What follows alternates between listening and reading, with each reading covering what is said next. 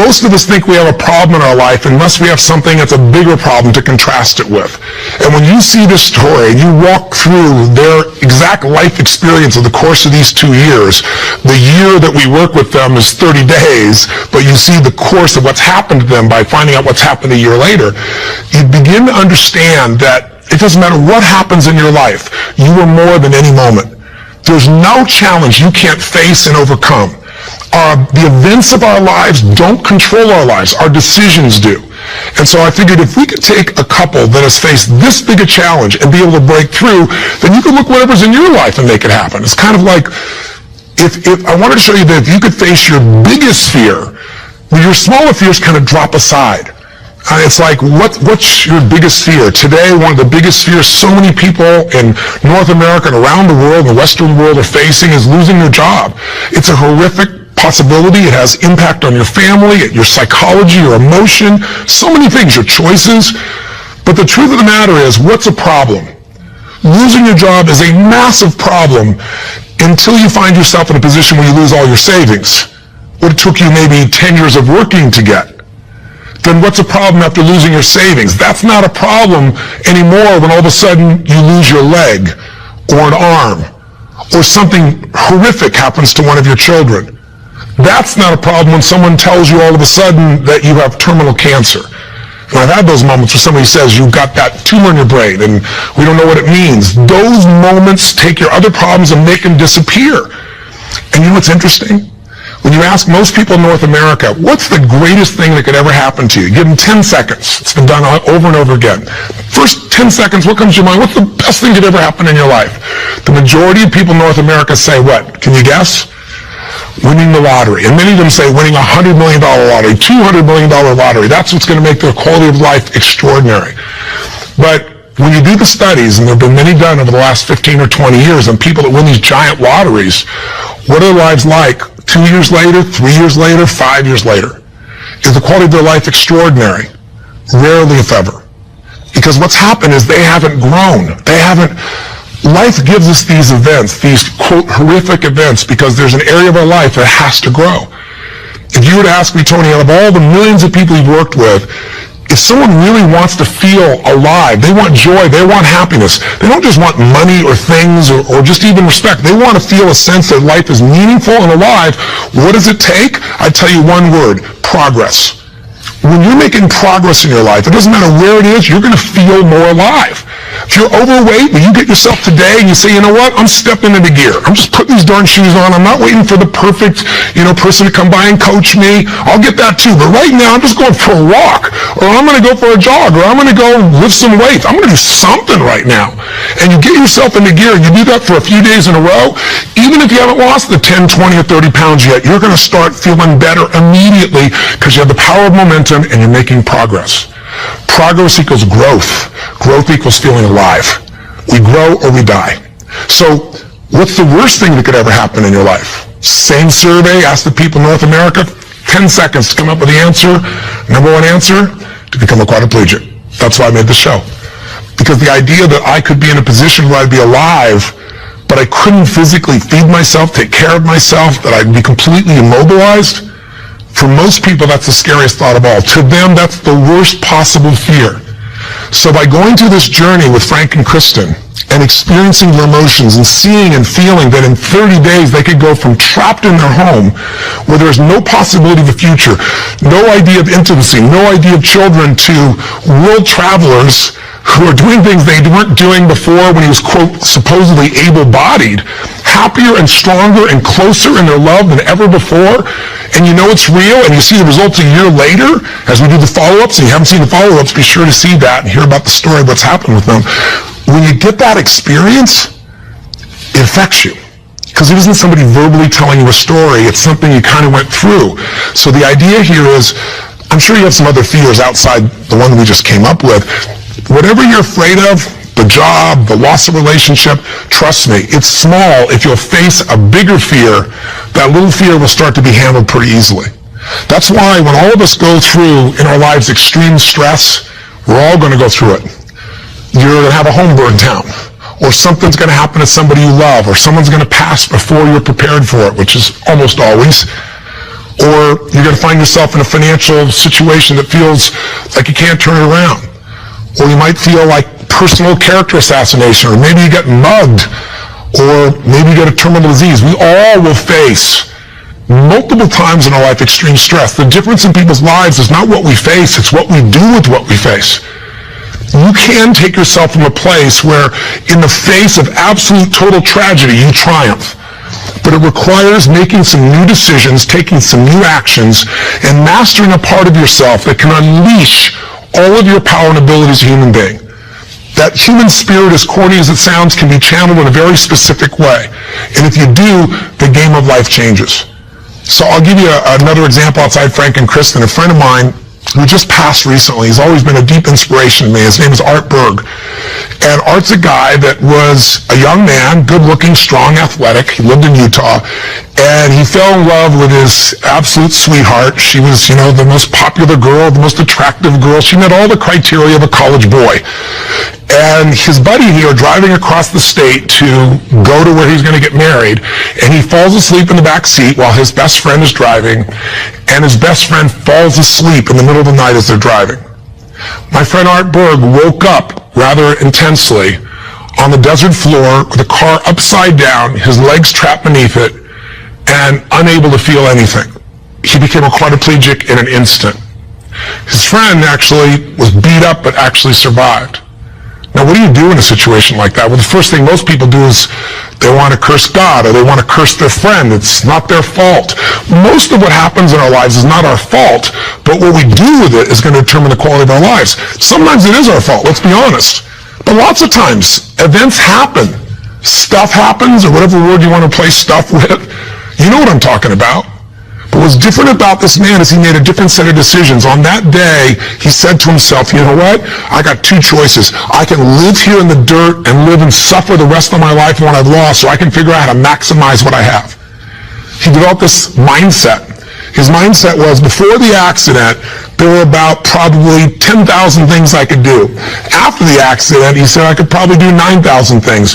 Before the accident, I was probably not even doing 500 of those things. I'm going to do more while I am now. And he did. He became an entrepreneur, started his own bookstore, and became very successful. He married the same childhood sweetheart because this man was so inspirational to be around. It didn't matter what he was in a chair. She loved him. He had 2 children, one of the greatest gifts of life. And he did all kinds of crazy things. He'd scuba dive. His friends would put him in a suit and tie a set of weights to him. He'd drop to the bottom. They'd drag him along the bottom. That was his idea of scuba diving. He was an incredible human being, and he lived an incredibly full life filled with joy. The worst thing ever happened to you would be a quadriplegic. The best thing, win the lottery and feel like everybody wants something from you and you didn't earn it, and there's no sense of joy, and everything's about trying to hang on to what you got. What is the best thing that could happen to you? What is the worst? The worst is not to take control of the force that controls your life. And that force is human emotion. I want you to think about this and answer a question for me if you would. What really changed Frank and Kristen's quality of life? What changed them? You can see the change. You can see it even more a year later that it's continued to happen. What made the change possible? Did you get it? Did you see it? The answer is simple. We changed the emotional pattern that was controlling their life. And you and I have emotional patterns that are controlling us right now. Whether we're aware of it consciously or not doesn't matter. It's the force that is shaping you. It's shaping your relationship. It's shaping your finances. It's shaping your career. It's shaping the amount of joy or unhappiness or suffering or excitement you have right now in this moment. But it's an invisible force most of us never take a look at. You might want to take a look at it right now through the eyes of what we did with Frank and Kristen. Now, what was the emotional pattern that was dominating them at the beginning of the show? You could feel it, couldn't you? And there was this feeling of death, that there was no future. Probably the most common belief system in people in North America and now in Europe. 60% of Americans now believe that the future is going to be worse than the past for themselves and for their kids. 70% of Germans and Europeans, I think it's 80% according to the Pew study recently in France. Around the world, we're starting to believe that circumstances control who we are. Don't get me wrong, circumstances play a huge impact. Events play a huge impact on your life, but they're not the ultimate determining factor. The force of human spirit or emotion is it. With the right emotion, you can unleash things you could never dream of. And I know you know this is true. So take a look. Let's analyze. Where do these two live after the accident? Well, where would you live if you were Kristen? I mean, you've lost your future, supposedly. There's no intimacy. There's no chance of children. You've become the full-time nurse to your husband who you love, but now you're changing his catheter every few hours. You're afraid to leave the house because you're afraid, what if he falls over? He may stop breathing. I mean, there's no life. So she goes from the emotions of feeling depressed for the life she's lost to feeling angry. I call it a crazy eight. We get tired of feeling sad, and then we'll get angry for a while, and then we beat ourselves up for being angry at ourselves or God or our partner, and then we get all depressed again. It's a common pattern. You don't have to have something like their event happen in your life to get stuck in a crazy eight. But interestingly enough, she's living in that place, and now what's Frank doing? Frank wants to help his wife, but he's got a limitation we got to break through. He's got a belief. All breakthroughs start with a change in your beliefs. Because once you believe how something is, that means you're certain that's how it is. If you're certain it can't change, you're right, it can't. I can't convince you. No one else can convince you. And Frank's thinking, I'm helpless, and I've harmed my wife. And he's living with the emotions of guilt and sadness and depression. And when he's tired of that, he gets completely overwhelmed because he says, if I just would have not jumped in, or if I would have jumped in a different spot, or a million other things, if they were different, then I wouldn't have destroyed my wife's life. Instead of saying, my wife needs me right now, and I don't give a damn if I'm trapped physically in this chair, my soul, my spirit's going to reach her. That's my assignment, to get him to remember that power. To not only get him to remember it, but to get him to use it and shift his wife. And that's what we did through this process. How? Well, the process really was giving him a series of experiences that would change his entire belief about who he is. I could try to tell him, oh, here's what you can do. And yeah, I'm 6'7", and I obviously have use of all my appendages. Easy for me, right? But if I get him to have some experiences, like I bring him to Fiji, and I show him he can get out of the house, more than get out of the house, become a world traveler, and go through all the challenges that are part of that. But if you watch our little section of the story behind the story, you'll hear some things that weren't in the show about that, by the way. But I get him to travel to Fiji, and the first thing I got to do with him is I got to get him to experience, not know intellectually, but experience he can make a difference for his wife. He is not helpless. She needs him, and he can transform her. He can take her from crying, sad, out of control, angry, to laughing and giggling and feeling love that fast. It's a beautiful moment in the show if you watch. And all it is something called presence. Something if you're not clear about, do some homework, follow up with us or someone else, figure out how to create that, because that's what changes relationships. Presence. It works. And Frank starts to understand, not verbally, but by his own experience, hey, I don't have to live in that sadness or that feeling of being unworthy or that feeling of being overwhelmed. I can matter. I can matter to her. I don't have to be the person she just takes care of. It was a huge shift in the experience. And I'm giving you Frank's example because it relates to yours. Maybe you have different emotions, but then we all get to points where we feel like we don't matter, or we can't change something. We're stuck, and it's our belief. Great way to break that belief, get yourself another experience. That's what I do with people in seminars. That's what I do in any coaching process. Change it. What do we do after that? We take him through the experience of facing his fears, and we get him to do the skydive together with his lady. And he feels total freedom for the first time since the accident. You get freedom when you face your fear. Not just face it, but you push through it. I get him to face separation from his lady for 10 days. Get him to be in a room with Olympic athletes who couldn't move across the room. He couldn't move across the room, but now they're incredible, and he feels like he's not enough, and he has to push through that. Show him how to get back his dream, drive his truck, get in that thing and drive 100 miles an hour, even though all you got is your elbows to drive the darn thing, and I'm on the other seat. Pretty cool thing. So it was a stacking of these experiences that got Frank to own himself in a new way, to build a new identity, a new set of emotional patterns. So here are the steps, and this is what you want to do. What did I do with him? I did 4 things. That's all I really did at its core. Number 1, for both of them, for Frank and Kristen to transform, I identified where do they live emotionally. That's what you got to do. Where do they live emotionally? Well, we just decided, we just described where they live. Depression, anger on one side, feeling guilty, feeling overwhelmed, feeling sad on the other. There's no way that can change your life with that as the emotional fuel to get you to take action. You're not going to take action. There's not enough intensity to get you to get through the obstacles or the tragedies or the challenges.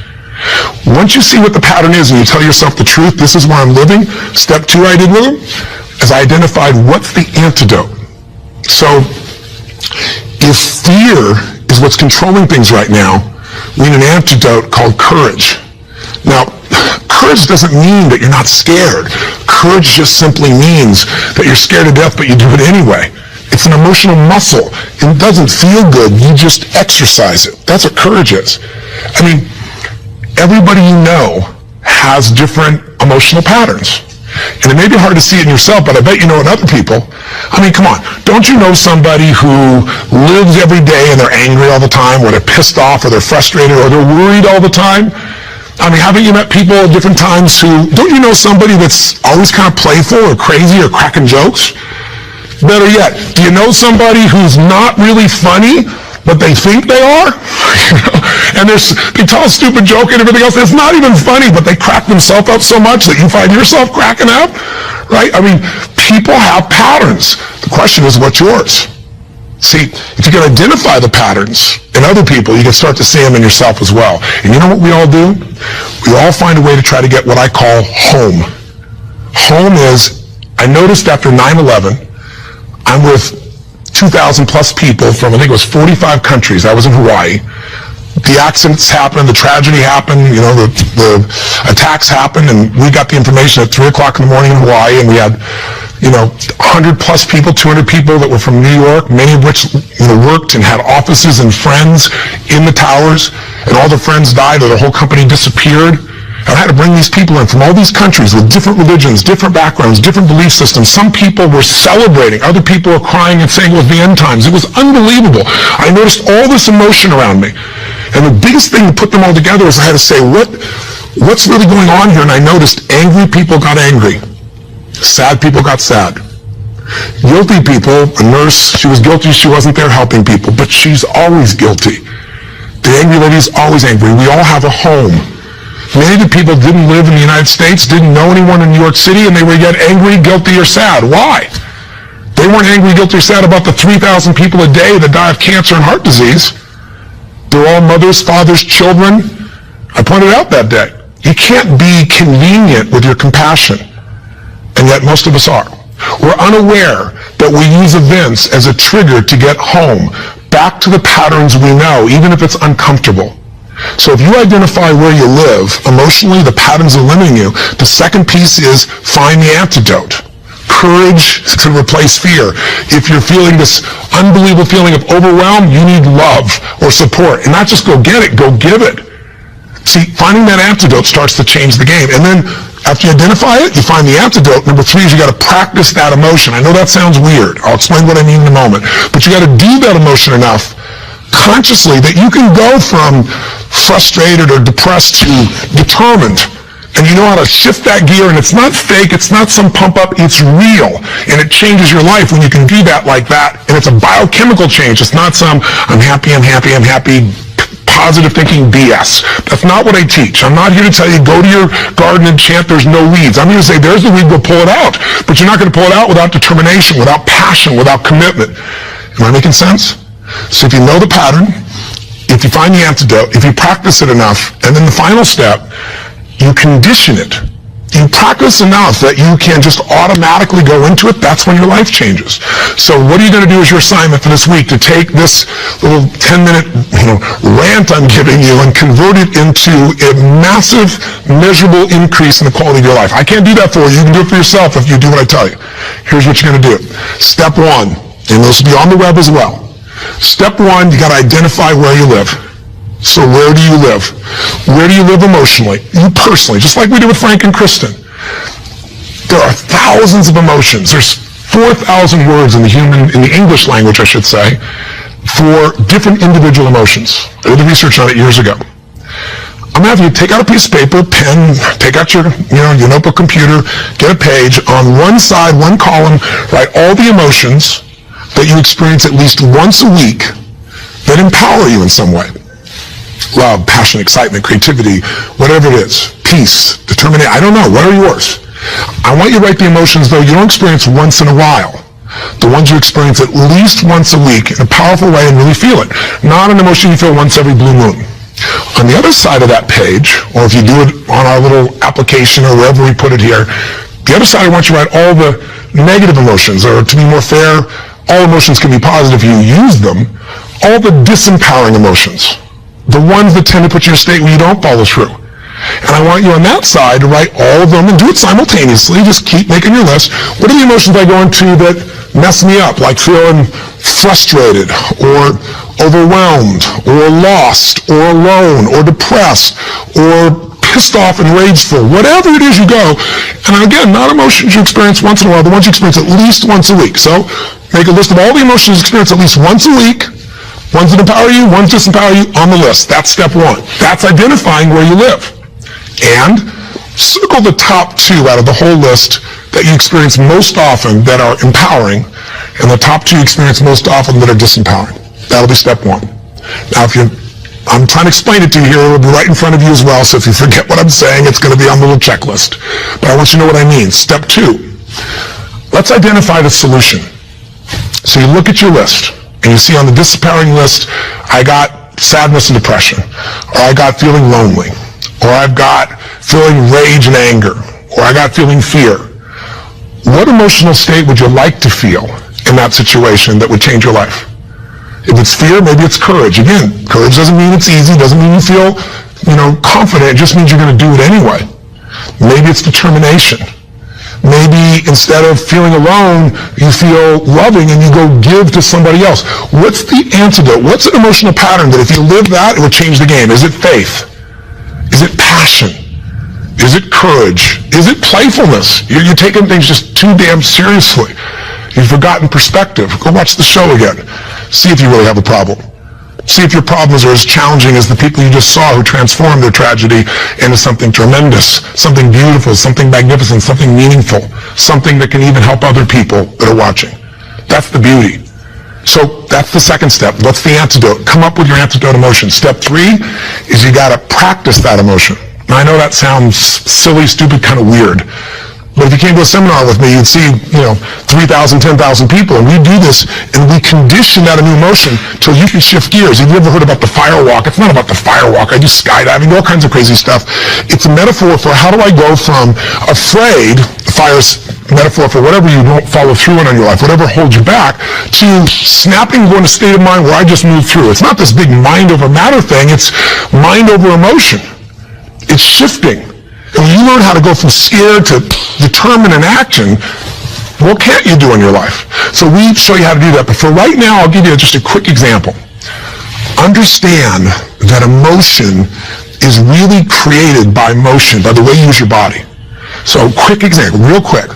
Imagine a time when you know someone who's depressed or you were depressed. You ever felt that way? I'm sure you have at some time. And think about what you do with your body. When somebody's depressed, they get all excited, talk faster, no. Everything kind of slows down, doesn't it? What happens to your shoulders? They drop. Where's your head when you're depressed? Drops. Where's your breathing? Full or shallow? You know it becomes shallow. You talk loud and fast or slow and quiet? Slow and quiet, more hesitant. Now, emotion is created by motion. You can try and think yourself and I'm happy, but if you go, I'm happy, and your body's like this, nothing's going to change. We can change our biochemistry by eating, by taking a drug, by smoking a cigarette, because when you take a different breath, you eat food you like, you fill up your tummy, and you start to breathe nice. Your whole mental, emotional state changes, doesn't it? So what I'm saying is you don't need the cigarette, you don't actually need the food, you can just physically learn to say, this is what I do when I'm depressed, this is what I do when I'm most determined. And so there's this gesture I made. I remember one time when I was a kid, or one time I got pissed off and what did I do? I made a gesture, I stood taller, I looked the person in the eye, I spoke with more authority. Now, my idea of passion and determination may be a little over the top for you and I get it. I'm a crazy mofo and I'm a passionate human being, but you can do your version. What do you do when you're really feeling something like determined? What do you do when you are passionate? With your face, with your voice, with your body. Just practice and make a contrast. Here's what I do when I'm sad. Here's what I do when I feel loved. Here's what I do when I'm worried. Here's what I do when I'm determined. That's what I mean by practice. And I'd love to have you in an event, but I'm trying to give this to you so you can do it right now, and you can. And maybe this would be helpful to do with friends so they can give you feedback and say, here's what you do. I see you do this when you're really strong. I see you do that when you're kind of weak. That's the third step. Practice. Now, what's the assignment? Figure out your emotions. Where do you live? Positive, negative. What are the big primary one antidotes? What emotions do you need? Practice the emotions you need so you can go into them a few times. Sounds a little weird, but if you do it, you'll see it's actually quite fun. Feels powerful. Maybe do it with a friend. That's the easy way to do it. And condition it. And that means take the next 3 days, do this 3 times. Figure out the difference and shift from not sure, worried to determined.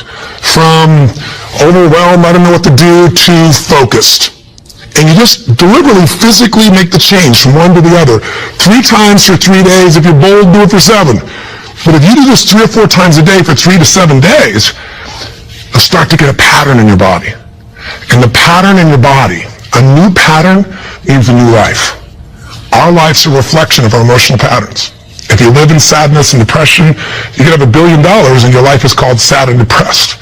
If you're living feeling grateful, feeling alive, feeling passionate, your life is filled with gratitude and passion. Doesn't matter what's happening anywhere else. And you can face any challenge from those emotions and you can overcome. Does this make sense? This is how you can take what you watched in that show and convert it into some actions that'll change you. Very simple approach. Or come see me or get some coaching. I've got all kinds of resources. But this is something you can do right now. You don't need anybody else to make happen. You just need a little ability to take action. Make sense? And if you haven't seen the show, for God's sakes, go on Hulu and watch the show, or all this will just sound like a bunch of words. If you've had the experience, you know what I'm talking about, and you've witnessed it, it'll be real in you right now, and you'll get a sense of what you can do to move forward. And if you can't find it on Hulu, once again, send us a little email, and we'll make sure we find a way for you to be able to observe or experience the show directly. And last thing I'll say to you is, the best way to keep something in your body is share it with somebody else. The whole philosophy of my life has been, if your life's going to be meaningful, you can't just be about me, you got to be about we. So if you can, if you feel like it, if your spirit's touched by this, help us pay it forward. Share this with your friends. You can share the clip of our show. You can share this little section. There are all kinds of ways. Just take the clip and send it. And we know a way you can push a button and once again and send it virally to everybody. Everybody who's on your email list, we'd love it if that works for you. If you don't, we're totally respectful of that. But in the end, I can promise you one thing. If you will do this, if you will discover your current emotional pattern and you'll change it through a little bit of practice over and over again, you will change the quality of your life no matter what you're facing. Make sense? Thanks for taking the time. I hope this was close to 10 minutes. I went a little crazy, but it's really just designed to try to really serve you. So, till I see you again, hopefully next week, live strong and live with passion. God bless.